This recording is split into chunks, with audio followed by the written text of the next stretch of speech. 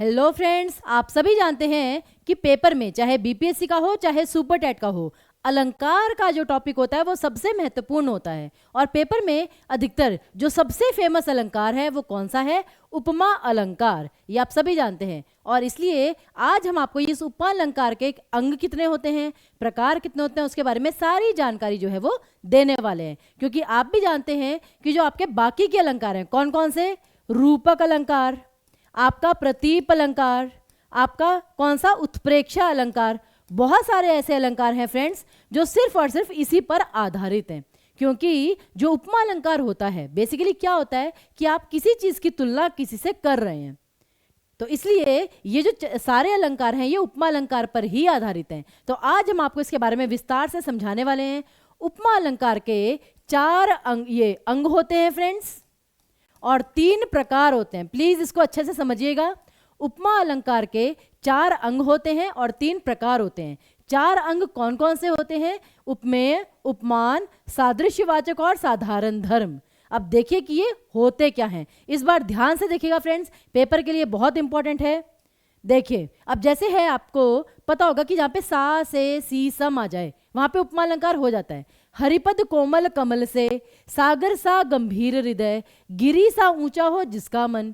तो आपको क्लियरली पता चल जाता है भाई उपमा अलंकार है।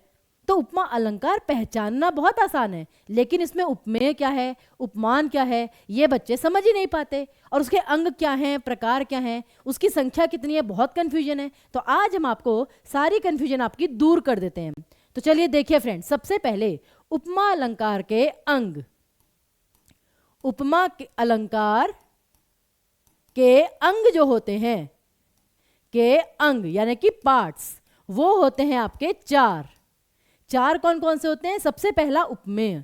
उपमेय क्या होता है फ्रेंड? जिसकी तुलना हो रही है।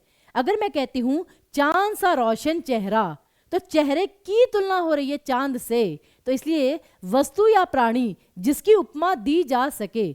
उपमा देना मतलब कि उसकी तुलना करना, तो उसे काव्य में जिसका वर्णन अपेक्षित हो, उसमें जैसे कि मुख, मन, जल, जिसकी तुलना की जाए उसे आप उपमेय कहते हैं।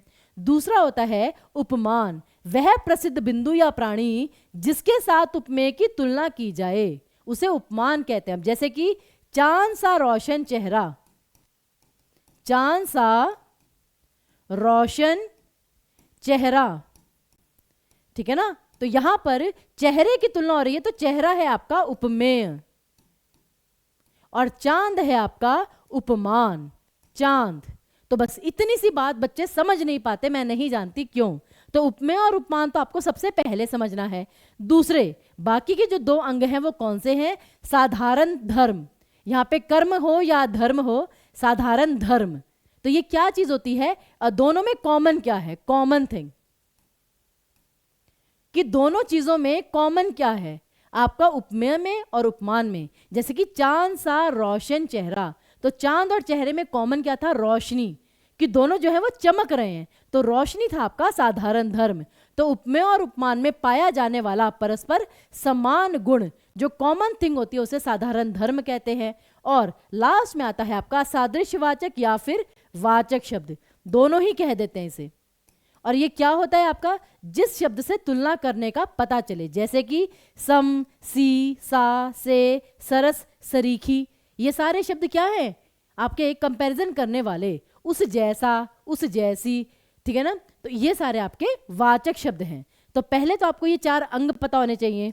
अगला क्या है आपका? अब जैसे ये जो हमने उदाहरण किए थे, अब आप देखिए हरिपद कोमल कमल से। अब इसमें आप पहले तो अपने एंड पे चेक कीजिएगा कि इन 3 पंक्तियों में, पहली पंक्ति, दूसरी पंक्ति और तीसरी पंक्ति, तीनों पंक्तियों में चारों क्या क्या है आपके? जैसे हरिपद कोमल कमल से, तो हरि के जो पैर हैं, हरिपद, वो क्या है आपका? उपमेय। और हरि के पैरों की तुलना किससे हो रही है? कमल से, तो कमल है आपका उपमान। और दोनों में कॉमन क्या है? कोमल, तो कोमलता है आपका साधारण धर्म। और से जो है ये है आपका वाचक शब्द। तो बस इतना सा करना है। उसी प्रकार सागर सा गंभीर हृदय, तो हृदय की तुलना सागर से की गई है। किस आधार पे की गई है? गंभीरता के आधार पे। तो हृदय है आपका उपमेय। ध्यान से देखिएगा, सागर है आपका उपमान, सा है आपका वाचक, और गंभीर है आपका साधारण धर्म। उसी प्रकार आपकी दूसरी पंक्ति, गिरी सा ऊंचा हो जिसका मन, गिरी मतलब पर्वत, कि पर्वत के समान जिसका मन ऊंचा है।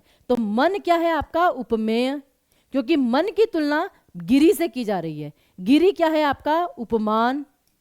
और फ्रेंड्स मैं ये सारी चीजें इसलिए लिख रही हूं क्योंकि ये चीज बहुत इंपॉर्टेंट है, इसको समझिए अच्छे से, कोई मुश्किल नहीं है इसमें। सा अगेन आपका वाचक शब्द है, और ऊंचा, ऊंचा है आपका साधारण धर्म। ओके, तो ये चीज आपको समझनी है। अगला आता है उपमा अलंकार के मुख्य भेद या प्रकार। ये जो भी हम पीछे कर रहे थे ये उपमा अलंकार के अंग थे।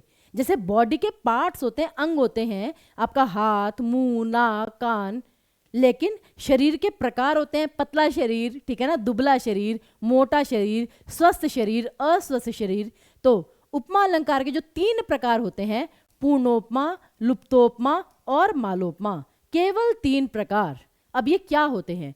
पीछे जो हमने अभी 4 अंग पढ़े, उपमेय, उपमान, सादृश्यवाचक और साधारण धर्म, अगर तो ये चारों के चारों एक लाइन में प्रेजेंट हैं, तब तो आएगा आपका पूर्णोपमा, कि उपमा अलंकार के चारों अंग पूर्ण हों, चारों चीजें दी गई हों। लेकिन अगर चारों में से एक भी चीज गायब हो, 1 हो, 2 हो, तीनों गायब हो, अगर एक भी चीज का ये गायब हो, उसे कहते हैं लुप्तोपमा, क्योंकि लुप्त होने का मतलब होता है गायब होना।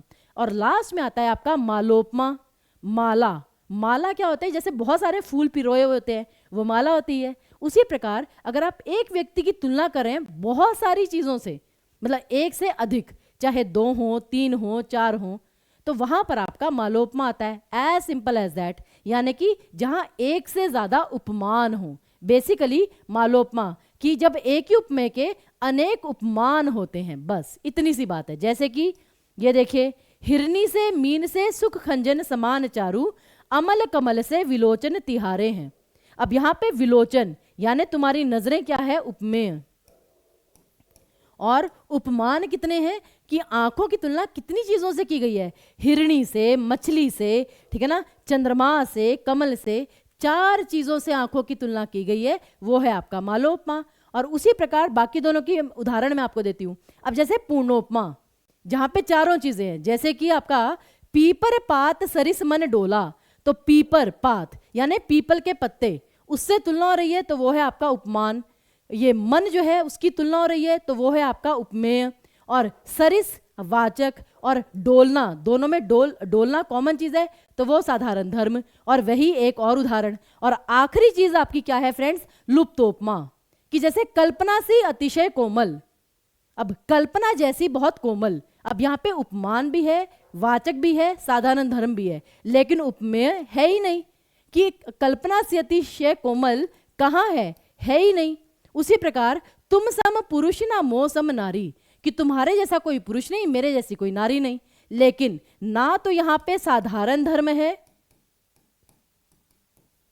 ठीक है ना तो साधारण धर्म है और ना ही उपमान है, तो दोनों चीजें गायब हैं। और लास्ट आपका क्या आता है? अब ये जो मैंने आपको सारा बताया है, इसके आधार पर आपको एक प्रश्न का उत्तर देकर जाना है कमेंट बॉक्स में कि सिंधु सा विस्तृत है अथाह एक निर्वासित का उत्साह, इस पंक्ति में उपमेय कौन सा है? तो ये चीज अच्छे से बताइएगा friends. All the very best.